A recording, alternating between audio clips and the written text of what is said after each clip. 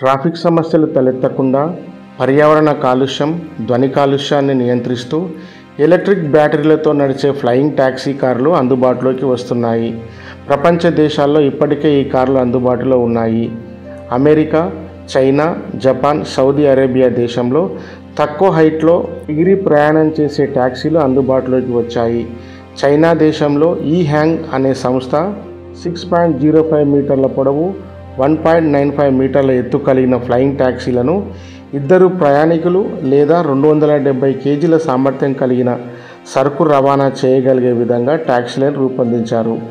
ముందుగా ఈ దేశంలో సరుకు రవాణా చేయుటకు ఈ ట్యాక్సీలను వినియోగిస్తున్నారు. గంటకు 90 కిలోమీటర్ల ప్రయాణం చేయగల ఈ ట్యాక్సీలు సెంట్రల్ కమాండ్ సెంటర్ వారు వీటి యొక్క రూట్ మ్యాప్ని, వెదర్ కండిషన్స్ని మానిటరింగ్ చేస్తారు. భారతదేశంలో కూడా ఫ్లయింగ్ ట్యాక్స్ ఆలోచనలో ఇప్పుడిప్పుడే మొదలయ్యాయి. సరికొత్త ఆలోచనలతో ఫ్లయింగ్ ట్యాక్సీలను అందుబాటులోకి తెచ్చేందుకు ప్రయత్నం జరుగుతుంది. అయితే ఈ ప్రయత్నం ఇప్పటిది ఏం కాదు, చాలా రోజుల నుంచి రీసెర్చ్ స్టేజ్లోనే ఉంది. ఈ ఆలోచనలకి ప్రస్తుతం ఒక అడుగు ముందుకు పడింది. త్వరలోనే మనం కూడా ఎగిరే ట్యాక్సీలను చూడబోతున్నాం. పట్టణాల్లో పెరుగుతున్న ట్రాఫిక్ రద్దీ, వాయు కాలుష్యం లేకుండా తక్కువ ఎత్తులో ఎగిరే ఈ ట్యాక్సీలను తమిళనాడులోని కోయంబత్తూరులో పైలట్ ప్రాజెక్టుగా తయారు కానుంది. అందుకు తగ్గ ప్రణాళికలు తమిళనాడు ప్రభుత్వం రచిస్తోంది.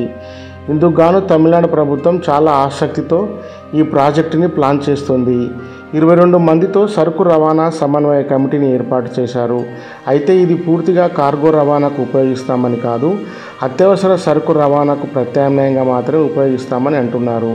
దీనికంటే ముందు డ్రోన్ల ద్వారా సరుకు రవాణా చేయాలని చూసిన తక్కువ బరువు కలిగిన సరుకు మాత్రమే రవాణా చేస్తుండడంతో సమయం వృధా అవుతుందని భావించి రోడ్ల కంటే ఎగిరే ట్యాక్సీలే మేలని వీటిపైన ఎక్కువ ఇంట్రెస్ట్ చూపిస్తున్నారు.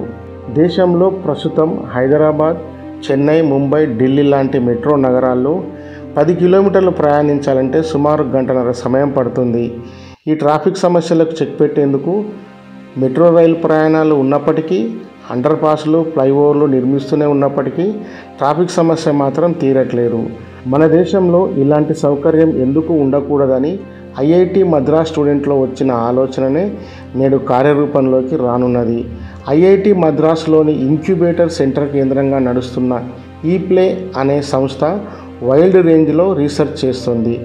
జాతీయ, అంతర్జాతీయ స్థాయిలో ఎగిరే ట్యాక్సీలని మార్కెట్లోకి తెచ్చేలా ఈ స్టార్టప్ కంపెనీ కృషి చేస్తుంది.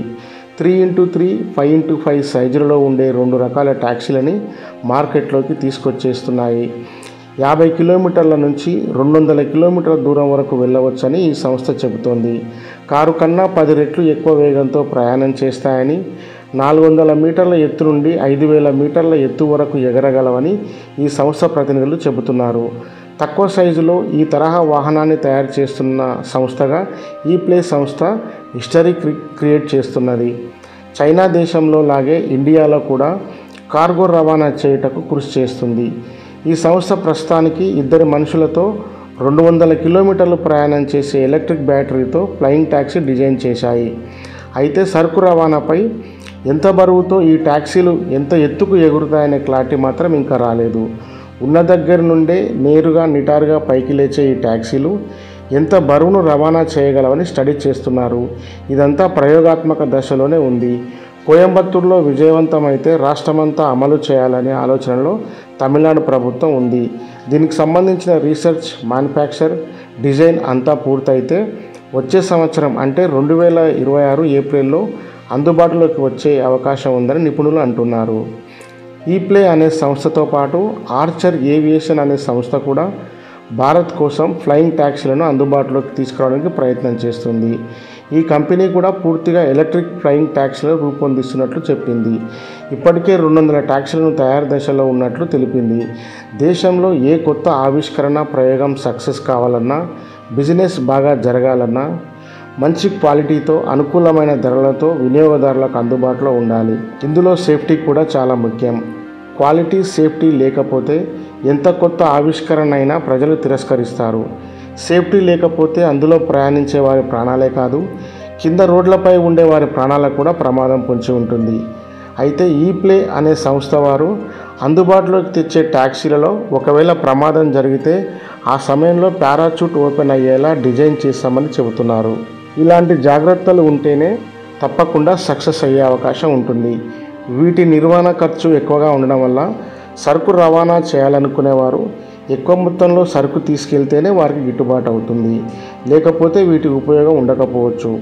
కాబట్టి ఆ దిశగానే ప్రయోగాలు జరుగుతున్నట్లు తెలుస్తుంది. భవిష్యత్తులో భారతదేశంలో పెరుగుతున్న జనాభాకు అనుగుణంగా, రద్దీకి అనుగుణంగా ఫ్లైట్ ట్యాక్స్లు వినియోగదారులకి అన్ని రకాలుగా అనుకూలంగా ఉంటే పెద్ద ఎత్తున సక్సెస్ అయ్యే అవకాశం ఉంది.